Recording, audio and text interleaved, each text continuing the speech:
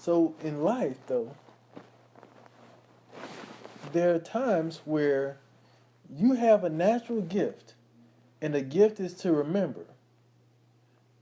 But gifting and remembering what has happened in the past is kind of like being on a certain train track. You can be on one train track that you look back on that and you see all the situations and all the circumstances and all the negative outcomes. And those things become an anchor that keep you locked into the past. I.e., the boomerang. Yes. When you launch it, that bad boy in the past comes back and hits you upside the head. Didn't help you much. In comparison to. In comparison to the slingshot. Now, the slingshot is an example of the other track. There's a track where you're on and you look back at the past provisions of God. Yeah. You look back at the inherent built potential that God placed within your life. You look back at the purpose deliverance that God placed within your life. You look at every situation where God has delivered you from an impossible circumstance. Oh, yeah.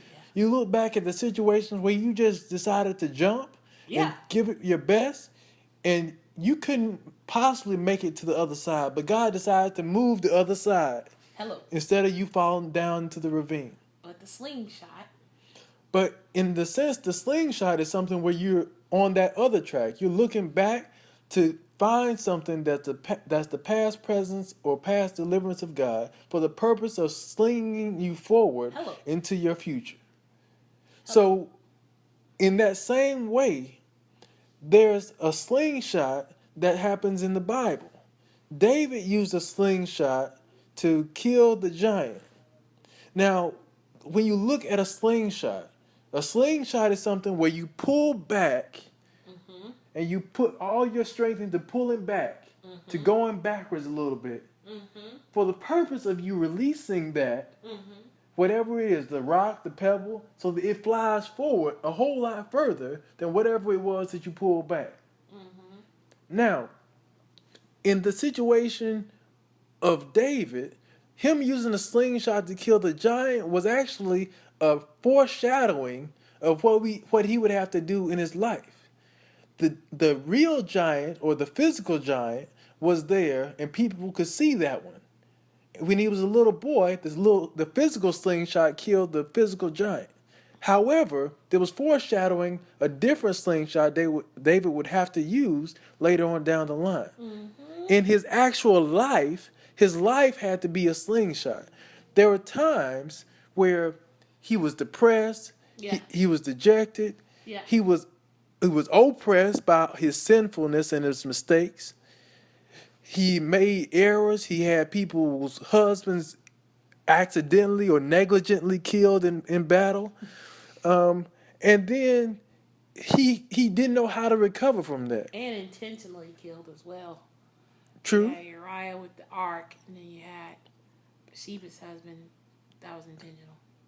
So, in his life though, and with the spiritual slingshot, David had to pull back. Yes, Lord. So when you pull the slingshot back, you pull the pebble back, in life, the purpose of going back and pulling the slingshot back is to actually get closer to God. God is behind you in the past, delivering you. I look back. So when you pull the slingshot back, you're actually pulling the rock, pulling yourself back closer to God.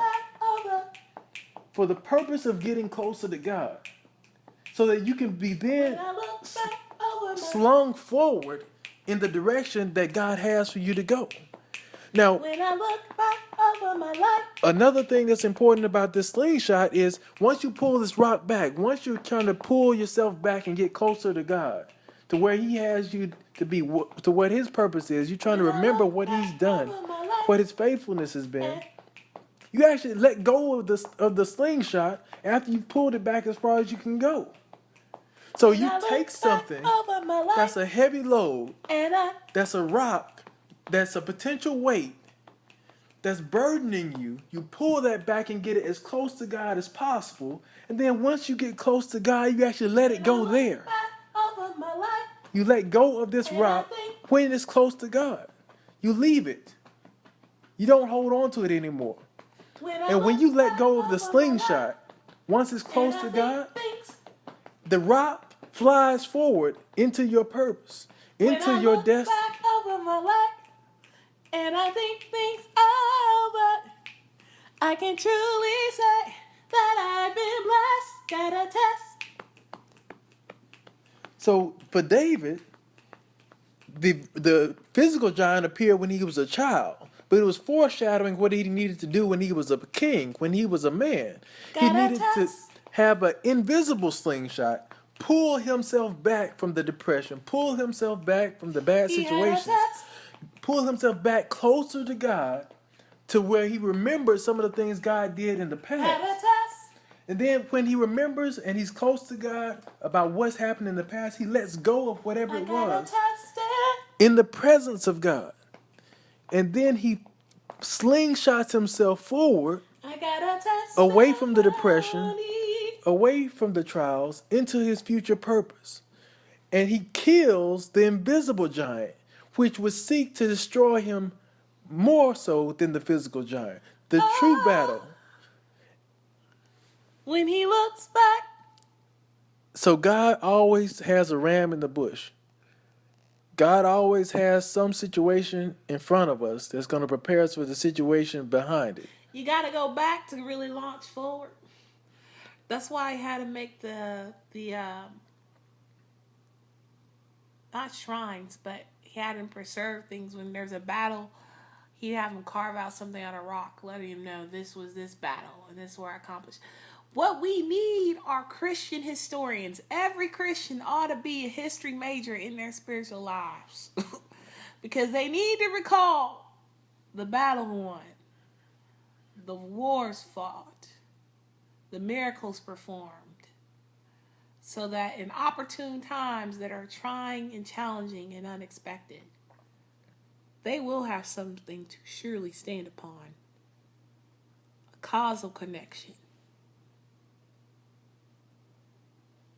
One of the things that I realized in my personal journey looking backwards to high school and to college is there are times where I felt like my strength wasn't enough. My efforts weren't going to be enough to get the job done.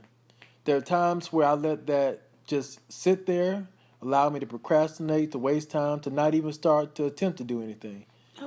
There are other times where I felt the same exact way, and I decided to go ahead and take God for His word and just give it what I could, to go ahead and jump. Even though I Hey, knew for a fact that my own talents and abilities would not take me over to the other side. he's a risk taker. So, in those situations, when I look back on them, the only difference is, no, in the first situation, I wasn't going to make it with my own abilities. That was a true statement. Well, So I didn't even try.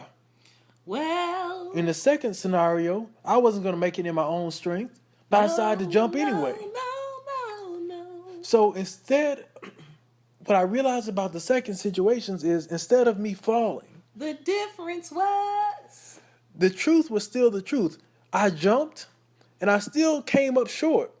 hey, And I was still going to fall down into the bottom of the well, cliff.